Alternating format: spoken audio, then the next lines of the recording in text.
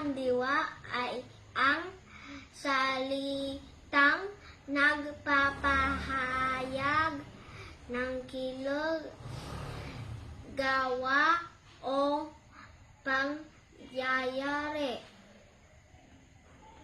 Ako ay naglilinis. Ako ay nagbabayad. Ako ay sumasayaw.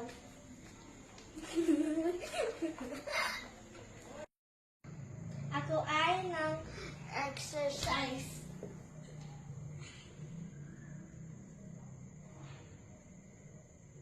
Ako ay naglalaro.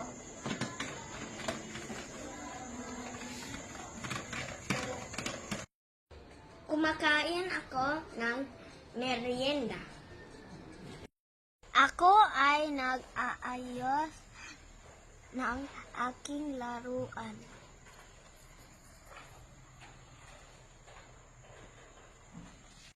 Ako ay nahuhugas ng pinggan. Ako ay nagwawalis.